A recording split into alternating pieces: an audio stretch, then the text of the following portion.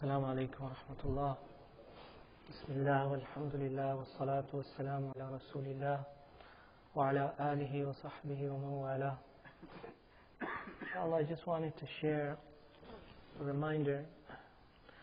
I think most of us here know this, but perhaps just as a reminder, inshallah ta'ala, and wanted to also cite a reference for something hopefully that we are already aware of.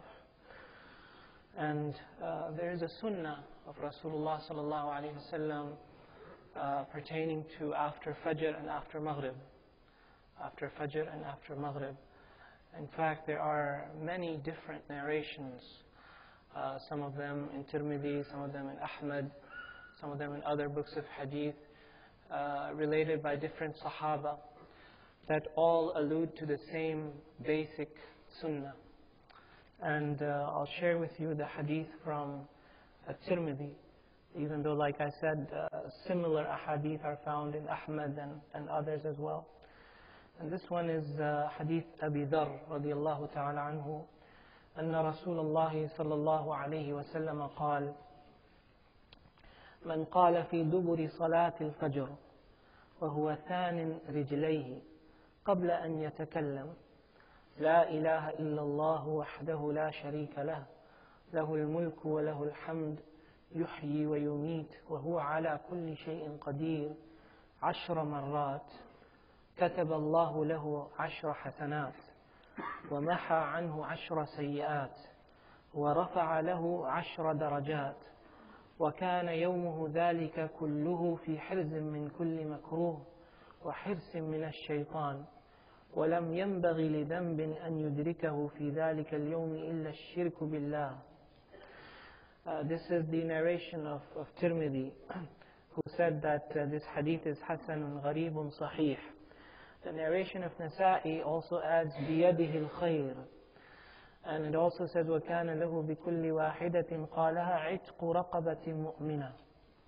As for the narration of Imam Ahmad in his Musnad, he said عن عبد الرحمن بن غنم رضي الله تعالى عنه عن النبي صلى الله عليه وسلم أنه قال: من قال قبل أن ينصرف ويثني رجليه من صلاة المغرب والصبح: لا إله إلا الله وحده لا شريك له له الملك وله الحمد يحيي ويميت وهو على كل شيء قدير 10 مرات كتب الله له بكل واحدة 10 حسنات ومحى عنه 10 سيئات ورفع له 10 درجات وكان له حرزا من كل مكروه وحرزا من الشيطان الرجيم ولم يحل بأن يدركه إلا الشرك وكان من أفضل الناس عملا إلا رجلا يفضله بقول أفضل مما قال.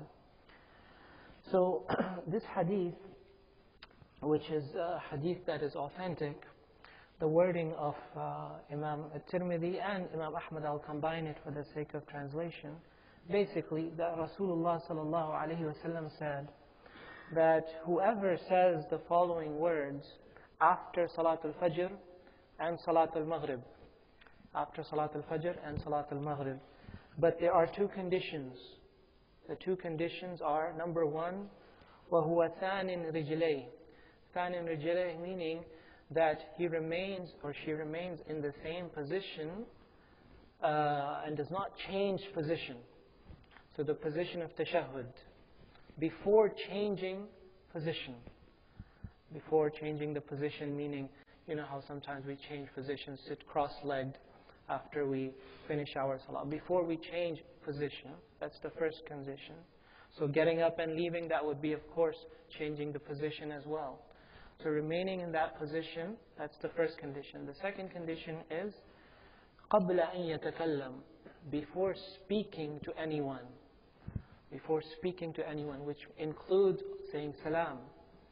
Sometimes we say assalamu alaikum, assalamu alaikum, and then we shake hands with the person next to us before speaking to anyone. So these are the two conditions. Before changing positions, before speaking to anyone. Someone says the following words 10 times. 10 times. And the words are لا إله إلا الله وحده لا شريك له له الملك وله الحمد يحيي ويميت وهو على كل شيء قدير. And in the riwayah of Nasa'i, لا إله إلا الله وحده لا شريك له له الملك وله الحمد يحيي ويميت بيده الخير وهو على كل شيء قدير. And in some other riwayat, a shorter version, لا إله إلا الله وحده لا شريك له له الملك وله الحمد وهو على كل شيء قدير. All three riwayat have been transmitted. Whoever says this 10 times with these two conditions, right? What's the reward? The reward is amazing. So amazing that it sometimes makes us doubt, is this really authentic? That's why I said it's authentic. It's authentic hadith, have many different chains of narration from different Sahaba even.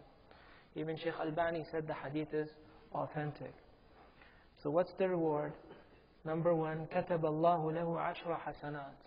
That for every one of those 10 times that we say it, Allah Azza wa Jal writes for us 10 good deeds. And مَحَى عَنْهُ عَشْرَ سَيِّئَاتٍ. He removes from us 10 bad deeds. وَرَفَعَ لَهُ عَشْرَ دَرَجَاتٍ. And He raises us 10 levels in Jannah. 10 degrees in Jannah. And according to some of the narrations, وَكَانَ لَهُ بِكُلِّ وَاحِدَةٍ قَالَهَا عِتْقُ رَقَبَةٍ مُؤْمِنَةٍ. For every one of those 10, we have the reward of freeing one believing slave. One believing slave. We don't have slaves anymore. But the reward of freeing a slave is huge.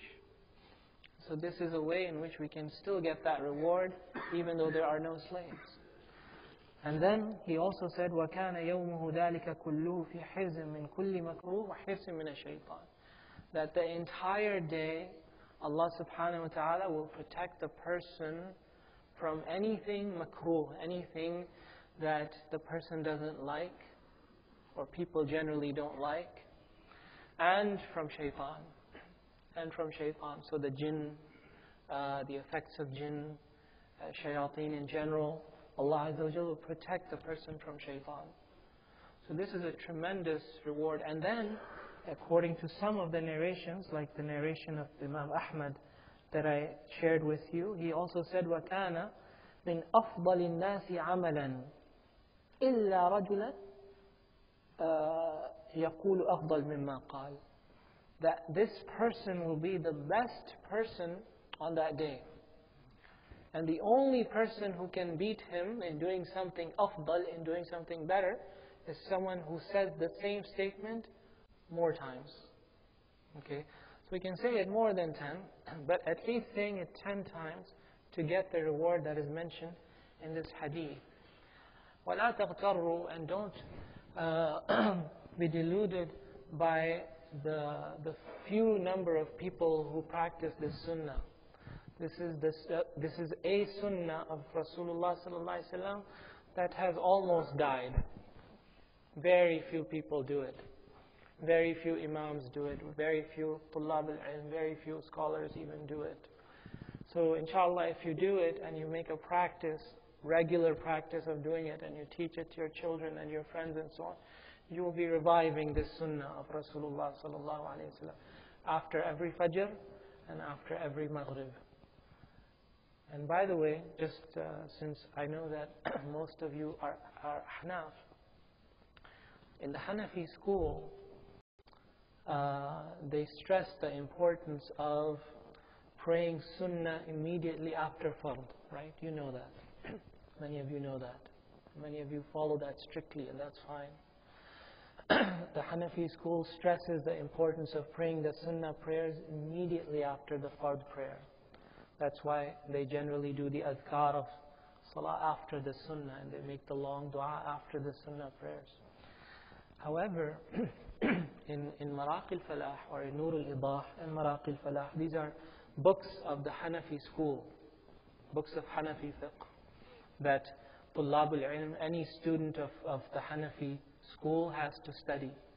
Maraq al-Falah, which is a commentary on Nur al-Idah. If you go to Nur al-Idah and Maraq al-Falah, you will see that the author mentions that after the Fajr prayer, one should immediately get up, just saying Astaghfirullah 3 times and Allahumma antas salam wa minkas salam, tabarakta ya dhal jalali wal ikram. After saying that, one should get up and perform their sunnah immediately.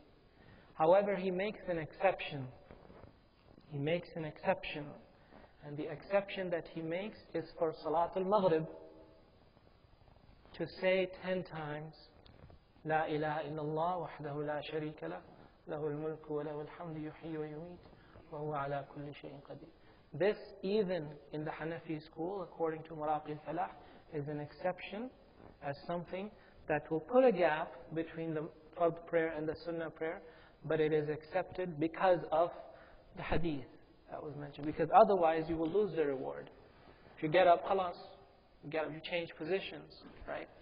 So to say this after Salat al-Maghrib, before the Sunnah prayers, even in the Hanafi school, is something that is recommended. So I just wanted to share that, since many of us here are Ahnaf. Wallahu ta'ala alam. Wa sallallahu wa sallam wa barik ala Sayyidina Muhammad wa ala alihi wa sahbihi ajma'in. Assalamu alaikum wa rahmatullah.